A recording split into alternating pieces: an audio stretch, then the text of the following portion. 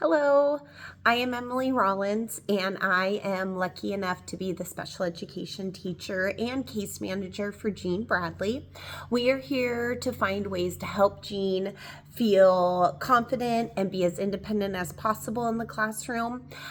We've looked at her current abilities and skills with several assessments, and I'd like to go over the findings and make a plan to help Jean be as successful as possible.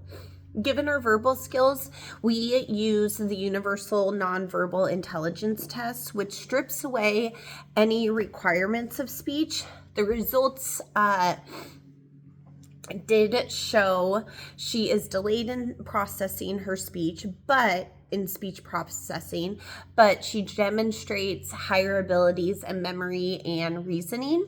This gives us a place to start building upon, and then we can levy her strengths to support her whole learning. The Woodcock-Johnson test looks at her academics and shows math and writing are not her strong suit. They can be a struggle for her.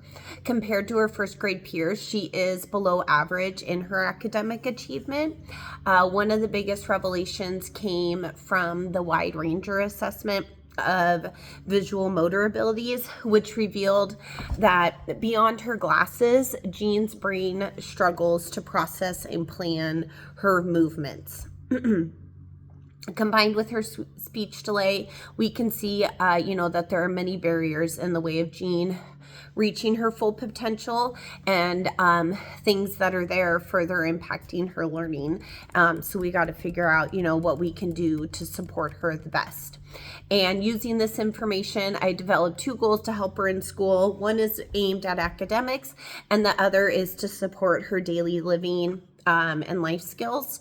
For her academic goal, I want Jean to be able to follow 3-step classroom routines with the use of a visual directions board and visual icons for the different steps to go through those routines. By breaking the routines down into steps, you know exactly what to do and what she needs to do in order for that routine to be finished. The pictures help guide her through it, and they can be easier to follow along than written instructions. And then by the end of the year, we want her to be able to complete these routines with the use of her visual with only one reminder from an adult. And then using the pictures removes any possibility of mismatching or not understanding what is required to be successful. It's much more cut and dry and easier for her to understand. Her daily living life skill goal is to communicate her wants and needs through a choice board. Using familiar pictures and pictures of the actual foods, actual locations, actual items, Jean will use the board to tell others what she wants to without having to be prompted. And this gives her the ability to initiate communication, advocate her needs, and then, just talk to people, share what she wants, what she likes the best, how the weather is.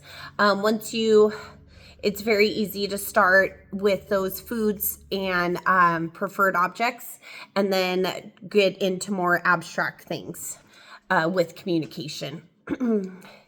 And daily tally charts and rubrics are ways that we will track her progress towards these goals. We will use standardized progress monitoring tools, and it allows us to keep track of her progress and have unbiased data.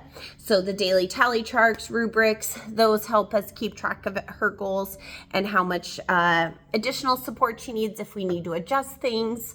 And we are also using antecedent behavior and consequence charts, the ABC, along with a discrimination log to provide additional data if she is unable to complete her tasks, see where she's getting thrown up, what proceeds that, and then what is staff response to it, and see exactly which step is giving her a hard time.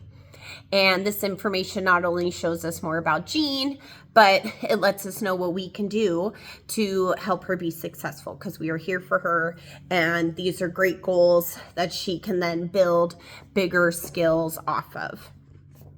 And that's, and you know, at the end of our day, our goals are for Jean, and for us to meet her where she is and give her a great building spot and support her, as the great person that she is. Her opinions matter, her needs matter.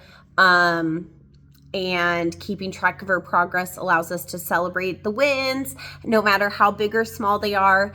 And the goals and tools we use in the classroom can also be translated back into the home, out in the real world. She can share, you know, what hurts, or when she goes to the doctor, what her needs are, and different things. And it will just help her be as independent as possible.